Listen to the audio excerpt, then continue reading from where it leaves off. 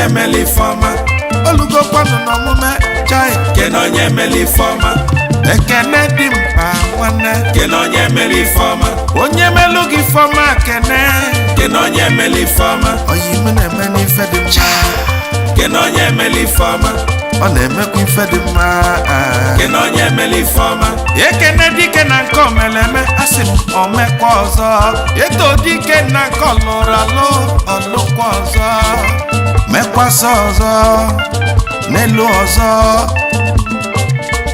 oyimolugokwanụ n'omume ka ekene onye meli fọma ekene kenelu m ikwu n'ibe ekene ọma ndị oyi na-emelụ m ife ọma ekene obiọma ka mgberubezie ekene ndị oyi m ndị na-emelụ m ife ọma chukwu abịa maka agọzi ụlọ olugokwanụ n'omume ka ekene ndị meli ife ọma ekene ọma ya ka m ji bịa ka m kene ndị meli ife ọma oye mama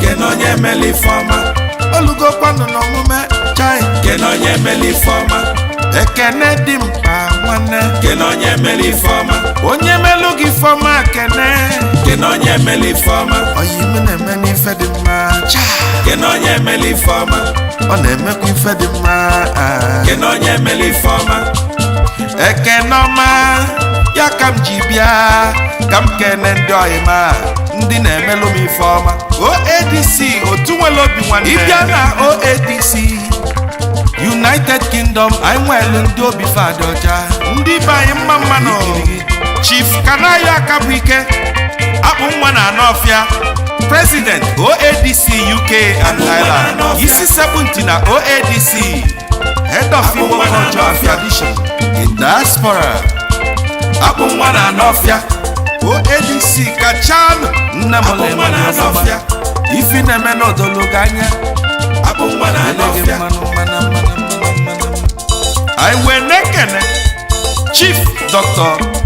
SC Amamilo Igwe Enugu na ịgadio Igwe Enugu na ịgadio Igwe Enugu na ịgadio Igwe Enugu na Specially orthopedic surgeon Igwe ofu Enugu onye na ịgadio ọgụ mmadụ founding member Igwe Enugu na OADC ịgadio UK and Ireland Igwe Enugu Omelora na ịgadio Ozi Igbo ndụ ndị ilo na-eme Igwe na Enugu na nkịtị ịgadio kesi maka igwe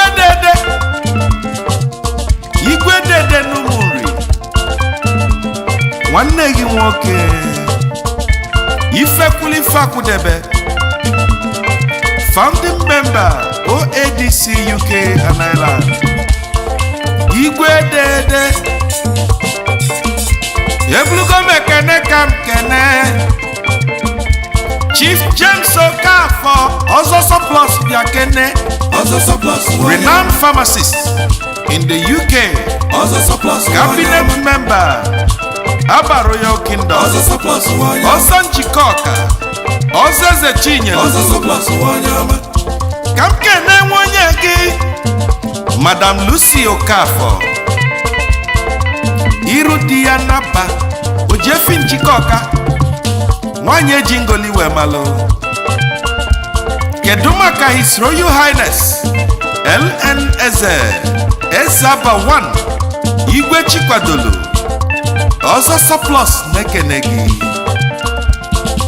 Chief Christian Chukwuemeka Ebede kpakpando mba ukwu Ọsụọfịa member Igwe Council Mbukwu Royal Kingdom renowned entrepreneur in the UK based in Oxford iso na ndị OADC jibili anyị wee na-ekene nwunye gị Lọlọ Gertrude Ekwi Ebede Ọchịọra nọmba 2 isi aka di ya nwanyị kara aka ọ ga-adịla ụnụ na mma kedu maka Ichie Nwoye Emeka Nwajiobi ọzọ ego bijo ọzọ n'Igbo n'ịgadio ọzọ n'Igbo ọzọ n'Igbo Staunch member n'ịgadio of OADC UK and Ireland ọzọ n'Igbo n'ịgadio great footballer of all time ọzọ n'Igbo ọsọ n'ịgadio okpo omelu na n'Igbo ọzọ nothing do n'Igbo you n'ịgadio ka m kene nwunye gị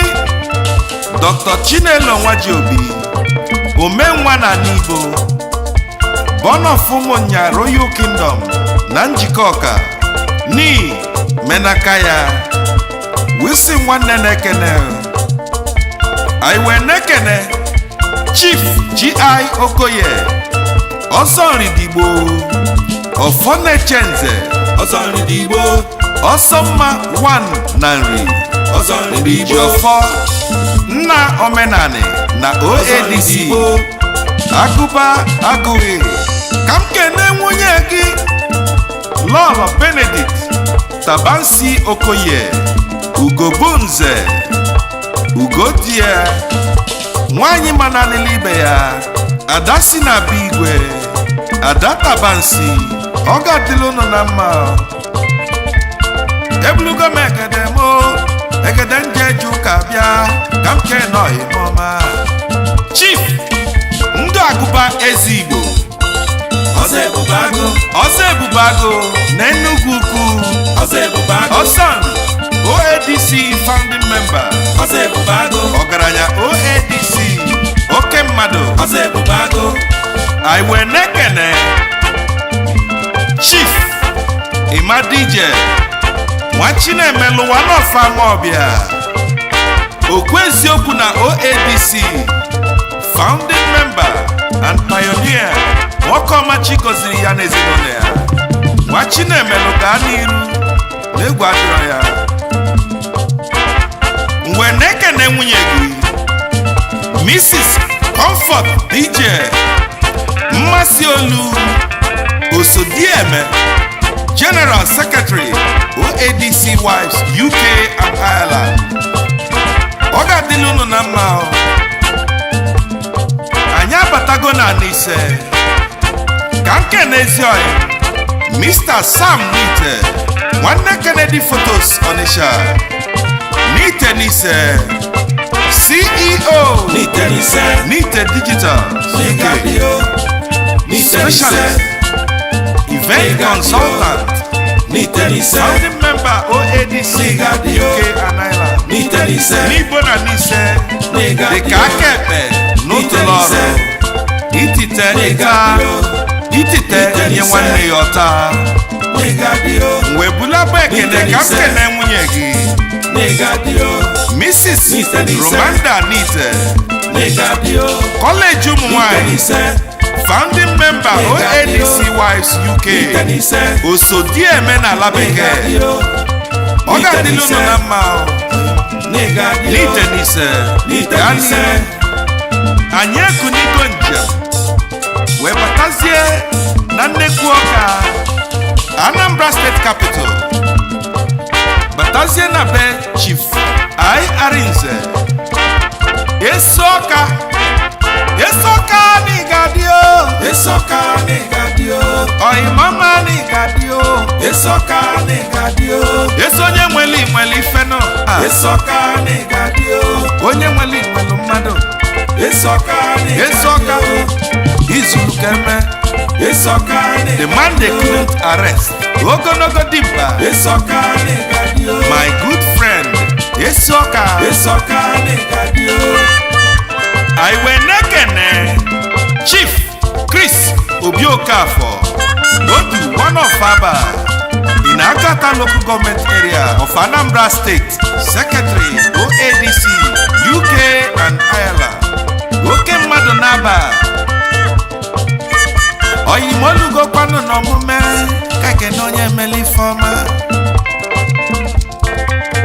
ekenọma ekene obiọma ka mgbunu bịazie kene ndị oyimo ndị na-emelu ifeọma olugo kwanu n'omume kekene ndị meli ifeọma ekenọma ya ka m ji bịa ka m kene ndị meli ifeọma Oye mama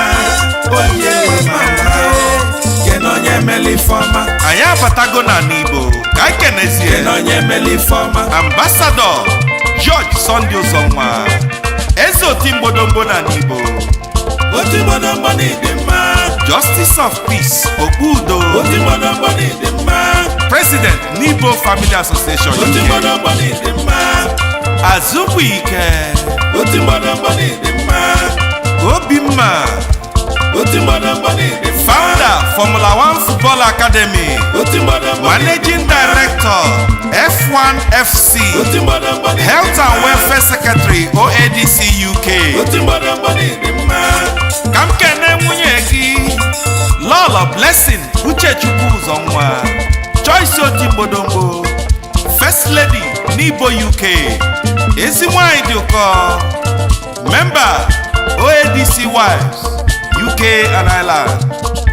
Otimbodombo si m kenele ya, ezigbo nwa ọfụlụ n'anya, Mark George Uche Ụzọnwa, ofu nwa ka ụmụ iteghete, stunt supporter of Chelsea Football Club, Chelsea fan, also a football player of Lambeth Tigers Football Club, na London, UK. Mark George, you have their goal. Ezi nwa, oti gbọdọgbọ n'ịdị mma, anyị wee na-ekene Pa George Adigom Ụzọnwa, JP Nna Udo, Otimbodombo one of n'Igbo, oti gbọdọgbọ n'ịdị mma, nwa bụ nna ya, Nna oti Udo, gbọdọgbọ n'ịdị mma, Chineke dube gị, oti gbọdọgbọ n'ịdị mma, Ambassador si mụ kene gị.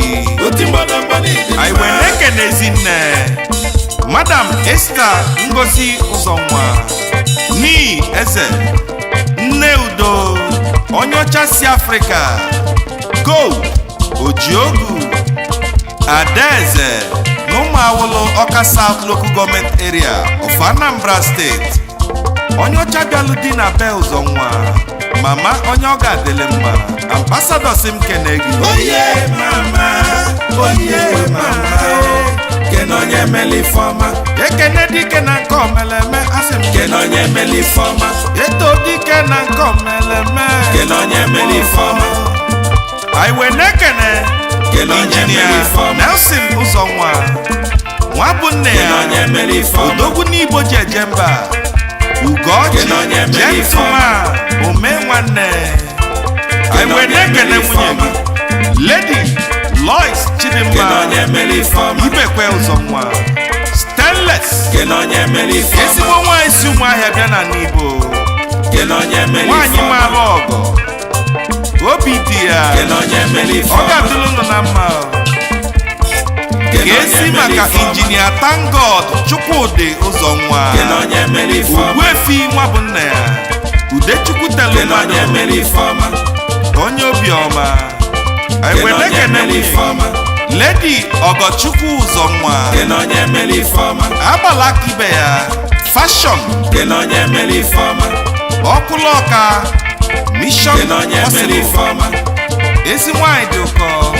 kene Wee onye meli na-ekene fọma, Lọlọ Georgina Epele, kene onye Nii meli Ụzọnwa, nne m ọma, Bekee, kene onye meli Ada fọma, dịọra mma, Ada Nwọkpụ, kene onye Lọlọ meli Mbaise, fọma, Ugo bụ eze, wesi m kene onye kelezi meli gị, fọma, Chief Peter Epele, kene onye meli Ichie fọma, na Mbaise of Imo State, onye ọ ga-adịrị kene onye mma. meli fọma, Mgbe na-ekene kene onye meli fọma, Injinia Samuel I Ụzọnwa, kene onye meli fọma, adịgo m Welfare and Social kene onye Director meli fọma, n'Igbo Family Association UK.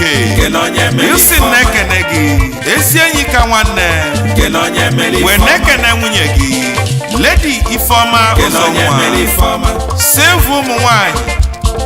kene onye meli fọma, Ebulugo m ekene ka m kene kene onye meli fọma, Sir Kingsley Okafor, kene onye meli fọma, ike ọ na-adị, kene onye Secretary meli fọma, n'Igbo Family Association UK, kene onye meli fọma, Member Cyber Team of N'Igbo kene onye UK. meli fọma, Mgbe na-ekene nwunye gị Lady kene Njideka onye meli Okafor, fọma, Osodieme, ọ kene onye ga-adịrị unu na meli mma. fọma, Mgbe na-ekene kene onye meli Mr. fọma, Ikechukwu Ibekwe, nwanyị eri, kene onye meli Chief Whip fọma, n'Igbo Family Association UK. Kene onye Yusi mere nwanne Ifeọma. na-ekene gị Kene ebugo onye m mere ekene Ifeọma.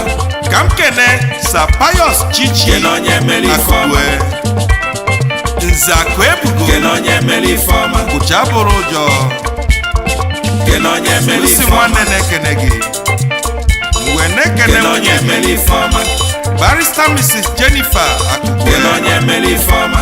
Financial Secretary n'Igbo UK Kene onye mere Ifeọma. Ebony Special Kene onye ndị ọ mere ga-alele Ifeọma. mma Kene onye mere Ifeọma. anyị wee na-ekene Kene Mr. onye mere Benjamin Ifeọma. Egbe founding Kene onye member mere Ifeọma. n'Igbo Family Association and Kene onye mere OADC Ifeọma. Kene Akụchukwu onye mere Temelu Ifeọma. one na n'Igbo Kene onye mere Ifeọma. wee na-ekene nwunye gị Kene onye mere Ifeọma. Mrs. Tesi Egbe Kene onye mere Ifeọma. Osodieme na n'Igbo Kene onye the mere face Ifeọma. of Diamond Ladies in London Kene onye mere Osi Ifeọma. nwanne na-ekene gị Kene onye mere Ifeọma. gaa n'ilu Kene onye mere Ifeọma.